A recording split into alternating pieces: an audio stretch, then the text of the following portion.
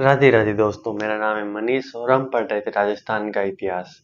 राजस्थान के इतिहास में हमने पिछली वीडियो में राणा सांगा तक पढ़ लिया है।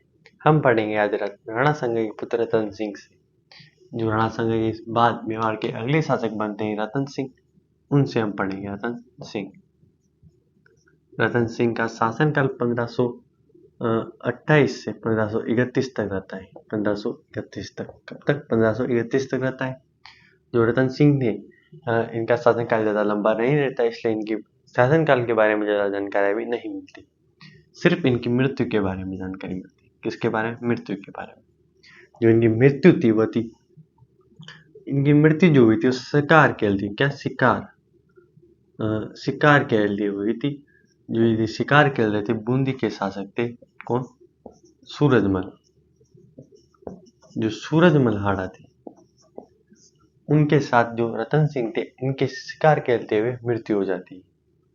कैसे हुई, क्यों हुई, ये किसी को पता नहीं, लेकिन जो मृत्यु होती है वो सूरजमल हाड़ा के साथ शिकार खेलते हुए रतन सिंह की मृत्यु हो जाती है यहाँ पर। फिर जो दिल्ली के मेवाड़ के जो अगले शासक बनते हैं वो बनते हैं रतन सिंह के भाई विक्रमादित्य। क्योंकि जो भोज थे उनकी मृत्यु पहले ही हो चुकी थी, इसलिए जो अगले शासक बनते हैं वो बनते हैं विक्रमादित्य। कौन? विक्रमादित्य। विक्रमादित्य का शासनकाल रहता है 1531 से 1536 तक। इनके शासनकाल में क्या हुआ? इनके जो शासनकाल में जब राजा बने थे तो ये बच्चे थे, इसलिए इनकी रक्षा के लिए इनकी माता जी कर्मावती संरक्षिका बनी थी। कौन थी? कर्मावती इनकी माता थी, वो इनकी रक्षा के लिए संरक्षिका बनी और मेवाड़ राज्य को संभाला। जो इनके शासनकाल के टाइम पे गुजरात के शासक थे, गुजरात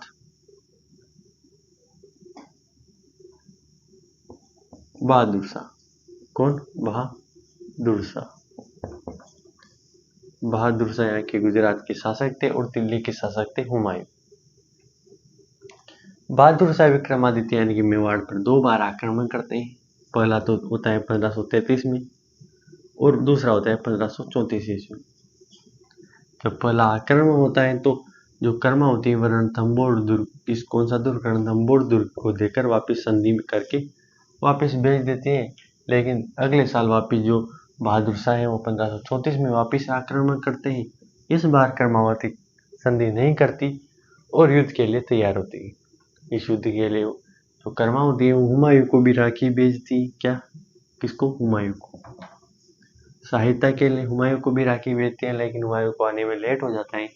तब तक बहादुर शाह मेवाड़ पर आक्रमण कर देता है और मेवाड़ पर जो है दूसरा शाखा होता है। कौन सा शाखा? दूसरा शाखा। मेवाड़ का दूसरा शाखा 1534 में होता है। इसमें जो केसरिया हुए, केसरिया विक्रमादित्य नहीं करते। यहाँ पर इनके सेनापति होते हैं राउत बाघ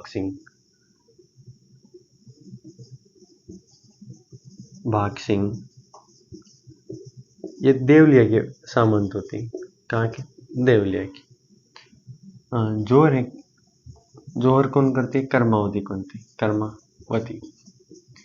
कर्मावती यहाँ पर जोहर करती। ठीक।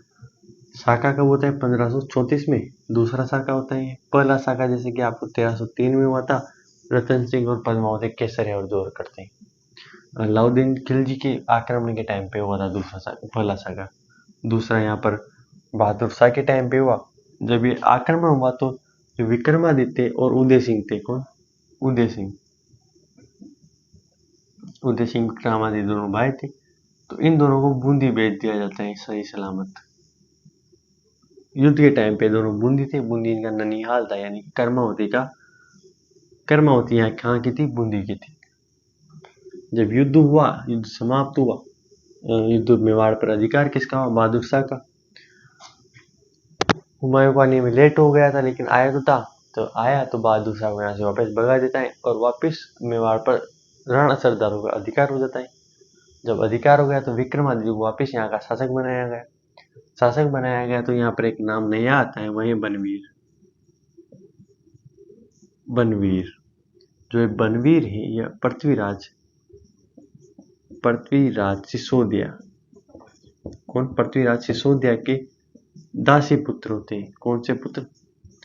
दासी पुत्र होते हैं। पृथ्वीराज सिसोदिया सांगा के भाई थे। सांगा, जयमल, पृथ्वीराज, सांगा तीनों भाई थे। तो जो पृथ्वीराज जी उनकी दासी पुत्र थे कौन? बनवीर। बनवीर के मन में मेवाड़ के राजा बनने के ख्वाब जागने लगे, क्योंकि अभी विक्रमादित्य बच्चे थे, उदय सिंह भी बच्चे थे, यानी कि बालक थे। इसलिए इनकी संरक्षिका कौन थी? कर्मावती। लेकिन उन्होंने क्या कर लिया? जोर कर लिया। तो इनके मन में षड्यंत्र बनाने लगे, विक्रमादित्य को मार देते हैं। किसको? विक्रमादित्य को मार देते हैं। कौन? बनवीर। उदय सिंह को भी मारने के लिए जा ही रहे होते हैं, तभी उदय सिंह की जो पन्ना दायमा है, कौन? दायमा, पन्ना दाई, जो राजकुमार होते हैं उनके लालन पालन के लिए कोई जो दासियां होती हैं उन्हें दायमा कहते हैं। उदय सिंह की दायमा थी पन्ना दाई। जब पन्ना दाई को, जो पन्ना दायमा थी, उसको ये पता लगता है कि जो बनवीर है उदय सिंह को मारने के लिए उनके कक्ष की ओर बढ़ रहा है। जो पन्ना दायमा है वो अपने पुत्र चंदन का बलिदान देती है। यहाँ पर चंदन को उदय सिंह की जगह सुलाकर उदय सिंह को लेकर कुंभलगढ़ दुर्ग चली जाती है। कौन से दुर्ग? कुंभलगढ़। यहाँ पर एक जो किलेदार होते हैं, आशा देवलिया, आशा देवपुरा, जो आशा देवपुरा है, यहाँ पर इनकी सुरक्षा करते हैं पन्ना दायमा उदय सिंह की। लेकिन जो पन्ना दायमा अपने पुत्र चंदन का यहाँ पर बलिदान देती हैं। चंदन को उनके कक्ष में, उदय सिंह के कक्ष में सुलाती हैं। बनवीर चंदन को मार देता है और सोचता है कि मैंने उदय सिंह को मार दिया, अगला राजा बन जाता है बनवीर। बनवीर यहाँ पर उससे जो पन्ना दायमा है वो अपने पुत्र का बलिदान देते हैं, इसलिए पन्ना दायमा को मेवाड़ की स्वामी भक्ति कहते हैं। स्वामी भक्ति। कौन सी भक्ति? स्वामी भक्ति। क्योंकि अपने स्वामी को बचाने के लिए अपने पुत्र का बलिदान दिया। सबसे बड़ा बलिदान होता है अपने पुत्र का बलिदान, इसलिए स्वामी भक्ति कहा गया। बनवीर जब राजा बनता है तो इनका शासनकाल 1 साल का होता है, 36 से 37 तक का। 1 साल के शासनकाल में जो बनवीर है वह चित्तौड़ में जो तुलजा भवानी का मंदिर बनवाता है। भवानी का मंदिर का निर्माण करवाता है और 9 लाख का भंडार का निर्माण करवाता है। क्या क्या? तुलजा भवानी, 9 लाख का भंडार कौन निर्माण करवाता है? बनवीर करवाता है। तो अगले राजा बनते हैं फिर उदय सिंह। उदय सिंह इनके ऊपर आक्रमण करते हैं बनवीर के ऊपर सरदारों की सहायता से, सारे मेवाड़ के जो सरदार होते हैं। तो एक बार इनको पहले समझ लेते हैं वापिस विक्रमादित्य को। इनकी संरक्षिका कौन थी? कर्मावती। गुजरात के शासक बहादुर शाह इनके ऊपर आक्रमण करते हैं 2 बार। 33 में रणथंभ और दुर्ग को संधि के रूप में दिया जाता है। 34 में दूसरा शाखा होता है, केसरिया राउत बाघ सिंह करते हैं यहाँ पर, जो और कर्मावती करती। हमने बात की बनवीर आता है, फिर बनवीर पृथ्वीराज सिसोदिया का जो दासी पुत्र होता है, और बनवीर विक्रमादित्य को तो मार देता है। लेकिन जो उदय सिंह को जब मारने जाता है तो जो पन्ना दायमा है उनकी सुरक्षा करके कुंभलगढ़ दुर्ग में आशा देवलिया के पास ले आती है। यहाँ पर जब लाती है तो बनवीर अगला शासक बन जाता है और मेवाड़ में चित्तौड़ में तुलजा भवानी मंदिर और 9 लाख का भंडार का निर्माण करवाता है यहाँ पर। तो अब बात करते हैं महाराणा उदय सिंह की। हम बात करते हैं उदय सिंह की। अगले राजा जो बने थे उदय सिंह, राणा उदय सिंह। इनका शासनकाल रहा था 1537 से 1572 तक। उदय सिंह जब राजा, अभी ये कहाँ पर है? कुंभलगढ़ में। पन्ना दायमा में कुंभलगढ़ पर लेके गई, वहां पर इनका राज्याभिषेक होता है। राज्याभिषेक जब पन्ना दायमा कुंभलगढ़ लेके जाती हैं तो वहां पर मेवाड़ के सारे सरदारों को बुलाती हैं और उनसे कहती हैं कि उदय सिंह है, उदय सिंह अभी मरा नहीं है, मेरा पुत्र मरा है, उदय सिंह अभी जिंदा है। तो राणा सरदार सारे मिलकर उदय सिंह को यहाँ पर राज्याभिषेक करते हैं और सरदार की सहायता से उदय सिंह बनवीर पर आक्रमण करता है और जिस जगह पर युद्ध होता है उसका नाम होता है मालवी नामक स्थान पर। मालवी का युद्ध कर सकते हैं। इस युद्ध में बनवीर मारा जाता है, बनवीर मारा गया। उदय सिंह की जीत होती। किसकी? उदय सिंह की जीत होती। फिर मेवाड़ का अगला राजा बनता है उदय सिंह। यहाँ पर उदय सिंह जीत जाते हैं और मेवाड़ पर अधिकार कर लेते हैं। जब उदय सिंह मेवाड़ पर अधिकार कर लेते हैं तो उस टाइम पे जो दिल्ली का शासक होता है वो होता है शेरशाह सूरी। तो शेरशाह सूरी अपने साम्राज्य विस्तार के लिए राजस्थान पर आक्रमण करता है और सबसे पहले करता है वो मेवाड़ पर, क्योंकि मेवाड़ उस टाइम पे भी काफी बड़ी साम्राज्य था। तो इसलिए जब शेरशाह सूरी का आक्रमण होता है, किसका, शेरशाह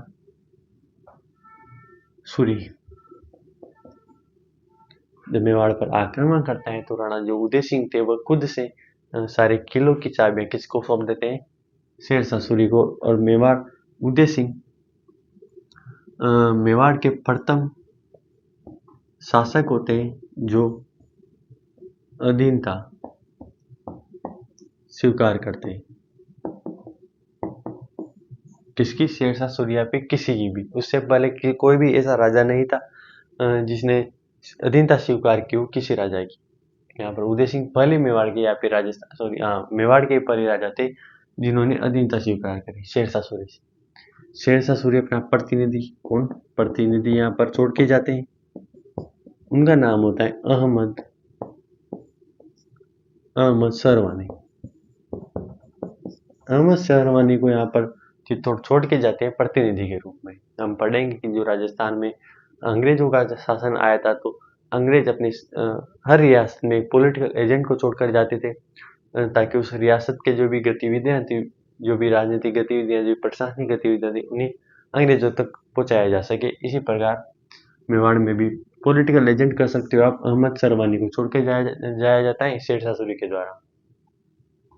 ठीक, जो उदय सिंह थे फिर शासक जो बनी जाते हैं तो एक धूणी नामक स्थान था, धूणी नामक स्थान। यहाँ पर उदयपुर शहर बसाते हैं, शहर को बसाया। यहाँ पर ही उदय सागर झील का निर्माण करवाया और मोती महलों का निर्माण करवाया, मोती महलों का निर्माण करवाया। जो ये करवाया था 1559 से 1565, 59 से 1565 के मध्य इन महलों का निर्माण हुआ। ठीक, उदय सिंह शासक बनते हैं, शेरशाह सूरी का आक्रमण होता है, प्रथम शासक बनते हैं जो अधीनता स्वीकार करते हैं। अधीनता और प्रतिनिधि के रूप में अहमद सारवानी को यहाँ पर शेरशाह सूरी छोड़ के जाते हैं। धूणी नामक स्थान पर उदयपुर शहर बसाते हैं, उदयपुर झील का निर्माण करवाते हैं, मोती महलों का निर्माण करवाते हैं। 1559 से 1565 इनको एक टाइम लगता है। इसके बाद जो हम पढ़ें कि जो उदय सिंह थे इनके ऊपर आक्रमण होता है अकबर का। किसका, अकबर का, क्योंकि इस टाइम पे दिल्ली के जो शासक थे वो अकबर हो चुके थे। शेरशाह सूरी की यहाँ पर मृत्यु हो जाती है और अगला शासक जो है वो अकबर था। तो उदय सिंह की टाइम पे अकबर का आक्रमण होता है। किसका, अकबर का।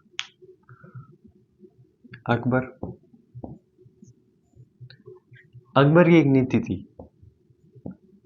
सुलह कुल नीति।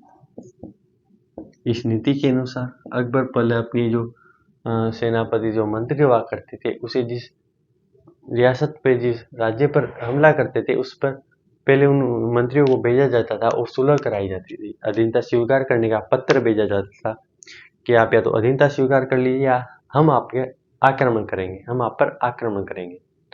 तो इस प्रकार जो सुलह कुल नीति के अनुसार अकबर ने उदय सिंह के पास 2 व्यक्तियों को पहुंचाया। किन करो, भगवान दास को, टोडरमल को। इन दोनों को उदय सिंह के पास भेजा जाता है और अधीनता स्वीकार करने के लिए कहा जाता है, लेकिन उदय सिंह मना कर देते हैं। अकबर कहता है स्वीकार कर लो वरना मारे जाओगे, लेकिन उदय सिंह नहीं मानते, युद्ध के लिए तैयार हो जाते हैं। तो जो अकबर है, अकबर धौलपुर से, कहाँ से, धौलपुर से उदय सिंह पर आक्रमण करते हैं। आक्रमण का टाइम अक्टूबर होता है 1567। धौलपुर से आक्रमण करते हैं मेवाड़ पर कब? अक्टूबर 1567 में। जो उदय सिंह ने अपने सरदारों की सलाह के अनुसार उदय सिंह मेवाड़ को चित्तौड़ दुर्ग को छोड़कर राजपीपली की पहाड़ियों से कहाँ चले जाते हैं? गोगुंदा, सॉरी, हाँ, यहाँ से गोगुंदा जाते हैं, पर तो गोगुंदा की पहाड़ियों में गिरवा की पहाड़ियाँ भी कहते हैं, ठीक, गिरवा की पहाड़ियों में यहाँ से चले जाते हैं। चित्तौड़ के जो सेनापति होते हैं, उदय सिंह के सेनापति, उदय सिंह के जो सेनापति होते हैं, जयमल और पत्ता, जयमल पत्ता को चित्तौड़ की सेना का सेनापति बना के जाते हैं। चित्तौड़ पे रक्षा के लिए जयमल और पत्ता यहाँ पर होते हैं। जो अकबर है आक्रमण कर देते हैं अक्टूबर में और चित्तौड़ को चारों तरफ से घेर लेता है। जब ये घेर लेता है तो यहाँ पर चित्तौड़ की दीवार को गिराने के लिए सुरंगें बनाता है, सुरंगों में विस्फोट करता है, जिससे चित्तौड़ की दीवारें काफी नुकसान होता है। इससे युद्ध होता है। फिर दीवारें गिर चुकी थी, बचा क्या था? युद्ध करना। तो यहाँ पर 25, उससे पहले मैं आपको बताऊं कि जब इन्होंने घेरा था तो जो अकबर के सेनापति थे, किसके? अकबर के सेनापति, अकबर के सेनापतियों की बात करें तो वो थे बख्शीश खां। कौन? बख्शीश के द्वारा सबसे पहले आसफ खां को, किसको? आसफ खां को रामपुरा नामक किले पर भेजा जाता है। आसफ खां रामपुरा किले पर अधिकार करता है। वहां से पता चलता है कि जो उदय सिंह है वो यहाँ पर नहीं है चित्तौड़ में, वह कुंभलगढ़ की तरफ गए हुए हैं। तो आसफ खां सेना लेकर हुसैन कुली को कुंभलगढ़ भेजते हैं। कहाँ पर? कुंभलगढ़। लेकिन हुसैन कुली को उदय सिंह यहाँ पर भी नहीं मिलते। तो अकबर के सेनापति बख्शीश खां, इनकी सहायता के लिए आसफ खां, हुसैन कुली खां, वो चंगतई थे। कौन? चंगतई खां। इनके एक तोपची थे, कासिम खां। कासिम खां कौन थे? तोपची। तो आपको ध्यान रखना है कि अकबर की तरफ से कासिम खां आए थे, आसफ खां आए थे, हुसैन कुली खां आए थे, चंगतई खां आए थे और कासिम खां आए थे। और उदय सिंह की ओर से जयमल पत्ता और इनकी सहायता के लिए कल्ला जी। कौन? कल्ला जी राठौर आए थे, राठौड़ थे। और एक थे ईसरदास जी। कौन? ईसरदास जी। कहा जाता है कि जो जयमल थे वो अकबर की बंदूक थी एक, जो अकबर की बंदूक थी संग्राम, बंदूक का नाम क्या था? संग्राम था। उस बंदूक से अकबर गोली मारते हैं और जो जयमल जी होते हैं उनके पैरों में गोली लग जाती है, जिससे वह चल फिर नहीं सकते थे। जब युद्ध होता है तो कल्ला जी राठौर जयमल जी को अपने कंधों पर बिठाते हैं और युद्ध करते हैं। इसलिए जो कल्ला जी उन्हें 4 हाथों वाला देवता भी कहते हैं। ठीक, आपको ध्यान होगा। ईसरदास जी के बारे में एक बात है कि जो ईसरदास जी अकबर के युद्ध होता है तो अकबर को बाला फेंकर मारते हैं। जब बाला फेंकर मारते हैं तो अकबर को काफी करीब से बाला जाकर पीछे लगता है। अकबर कहता है कि मैंने अपनी मौत को काफी करीब से इस युद्ध में देखा है, पहली बार देखा है। तो कौन थे? ईसरदास जी के द्वारा अकबर को बाला फेंकर मारा गया था, लेकिन बच गया था अकबर। तो युद्ध होता है फिर किन किन के बीच? अकबर और जयमल पत्ता और अकबर के सेनापति यहाँ पर युद्ध करते हैं। युद्ध में केसरिया होता है, सॉरी शाखा होता है, मेवाड़ का तीसरा शाखा। कौन सा? तीसरा। यहाँ पर मेवाड़ का तीसरा शाखा होता है। 25 फरवरी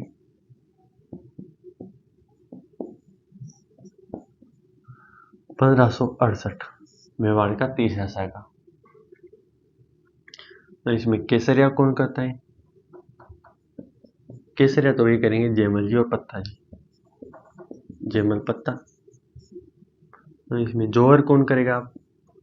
जोर करेगी जयमल की बहन और पत्ता की जो पत्नी होती है फूल कवर,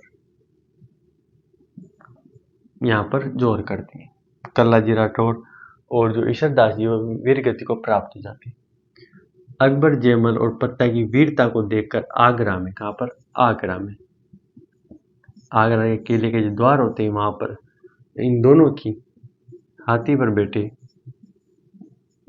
बैठे पाषाण की मूर्तियां लगवाता है। इन दोनों को हाथी पर बिठाया जाता है और आगरा के किले के द्वार पर पाषाण की मूर्तियां स्थापित की जाती है अकबर के द्वारा। और राजस्थान में, कहाँ पर, राजस्थान में रायसेन के द्वारा, रायसिंह के द्वारा जूनागढ़ दुर्ग में इनकी मूर्तियां स्थापित की जाती हैं। बीकानेर में पड़ता है जूनागढ़ दुर्ग में पत्ता और जयमल की मूर्तियां स्थापित की जाती हैं। जो ये आगरा में मूर्तियां स्थापित है इसकी जानकारी फ्रांसीसी इतिहासकार थे बर्नियर। उनके एक बुक का नाम था travel in the Mughal empire. इस बुक में बर्नियर इस बात का वर्णन करते हैं कि अकबर के द्वारा आगरा में पत्ता और जयमल और पत्ता की जो मूर्तियां हैं वो लगवाई गई थी। शाखा हो गया, अकबर का चित्तौड़ पर अधिकार हो गया। अकबर के द्वारा चित्तौड़ दुर्ग के लिए जो प्रतिनिधि था उसे यहाँ पर छोड़ा गया था अब्दुल हामिद को।